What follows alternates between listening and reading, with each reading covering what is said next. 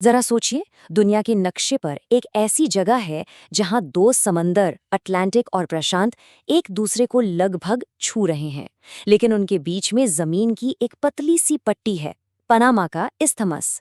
सदियों तक ये छोटी सी पट्टी एक बहुत बड़ी दीवार की तरह खड़ी रही, जिसने जहाजों को हजारों मील का लंबा और खतरनाक चक्कर काटने पर मजबूर किया।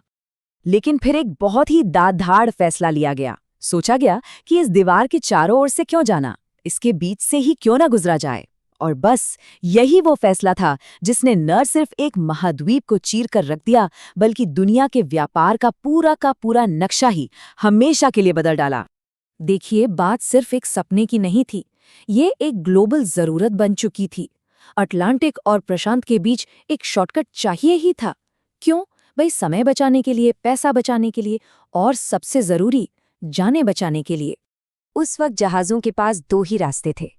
एक था दक्षिण अमेरिका के बिल्कुल नीचे तूफानों से भरे केप हॉर्न का चक्कर काटना, एक ऐसा सफर जिसमें हफ्ते लग जाते थे और जान का खतरा हमेशा बना रहता था। और दूसरा था एक उम्मीद, एक सपना, एक सीधे रास्ते का जो हफ्तों के इस सफर को कुछ ही दिनों में पूरा कर सकता था। तो इस सपने को सच करने की पहली बड़ी कोशिश की फ्रांसीसियों ने। ये लोग सुएज नहर बनाकर आए थे, तो कॉन्फिडेंस तो बहुत ज्यादा था। उन्हें लगा ये भी कर ही लेंगे। लेकिन पनामा सुएज नहीं था, बिल्कुल नहीं। यहाँ कोई रेगिस्तान नहीं था, यहाँ थे घने जंगल, मूसलाधार बारिश जो हर चीज को कीचड़ में बदल देती थी, और लगातार होते लैंडस्लाइड्स जो रातों रात की गई सारी मेहनत पर पानी फेर देते थे।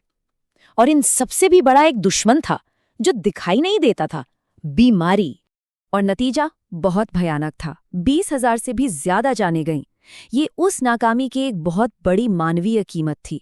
येलो फीवर और मलेरिया ने हजारों मजदूरों को निगल लिया, और उस वक्त किसी को पता ही नहीं था कि इनसे लड़ना कैसे है।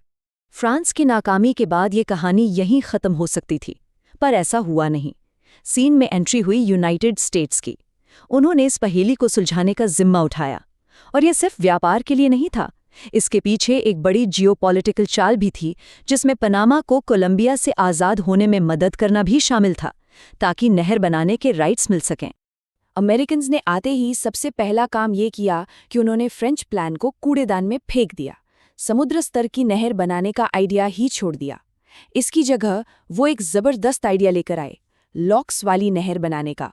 मतलब एक तरह का विशाल वाटर एलिवेटर जो जहाज़ों को पानी की मदद से ऊपर उठाकर पहाड़ों के ऊपर से दूसरी तरफ ले जाता।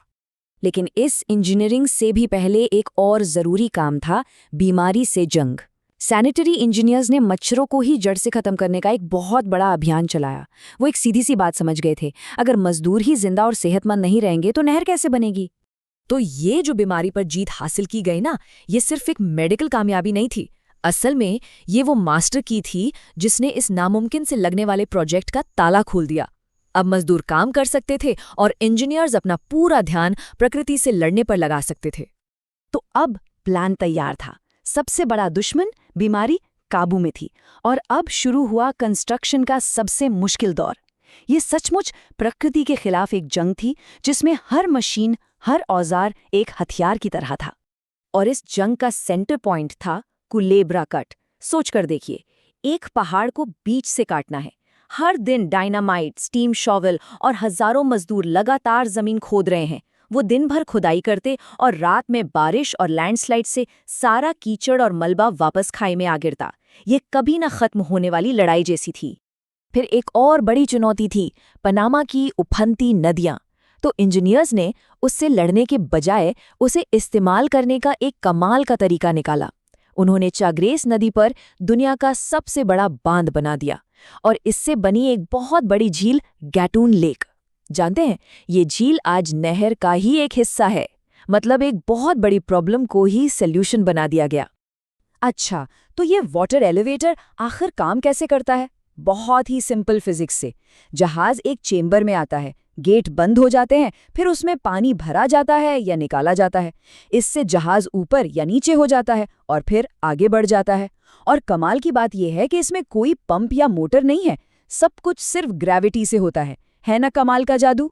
और फिर वो दिन आया 1914 में, जब पहला जहाज इस नहर से गुजरा तो उस एक पल में दुनिया हमेशा के लिए बदल गई। ग्लोबल ट्रेड और सप्लाई चेन पर इसका असर तुरंत और बहुत गहरा हुआ। बनाया तो इसे अमेरिका ने था और लगभग 1 सदी तक इसे चलाया भी उन्होंने ही। लेकिन फिर लंबी बातचीत के बाद 1999 में नहर का पूरा कंट्रोल पनामा को सौंप दिया गया। आज ये नहर पनामा के लिए गर्व की बात है और उसकी इकोनॉमी की रीढ़ भी। पर कहानी यहाँ भी खत्म नहीं हुई। जैसे जैसे वक्त बदला, जहाज और भी बड़े होने लगे, पुरानी नहर उनके लिए छोटी पड़ने लगी। तो इसे पुराना होने से बचाने के लिए 2016 में इसे और चौड़ा और गहरा किया गया। नए बड़े लॉक्स बनाए गए ताकि आज के बड़े बड़े नियो पैनामैक्स जहाज भी इससे गुजर सकें। लेकिन इतनी सारी इंजीनियरिंग और टेक्नोलॉजी के बावजूद ये नहर आज भी एक बहुत ही बेसिक चीज पर निर्भर करती है। जानते हैं इसका असली ईंधन क्या है? डीजल या कोयला नहीं, ताज़ा पानी। हर एक जहाज को गुजारने के लिए लाखों गैलन ताज़ा पानी समंदर में बह जाता है और ये सारा पानी आता है बारिश से। और बस यहीं आके आज का सबसे बड़ा सवाल खड़ा हो जाता है। इंजीनियरिंग का ये 100 साल पुराना करिश्मा पूरी तरह से बारिश के भरोसे है। तो ऐसी दुनिया में जहां क्लाइमेट चेंज की वजह से सूखा पड़ना आम होता जा रहा है, ये ग्लोबल शॉर्टकट आखिर कब तक चल पाएगा?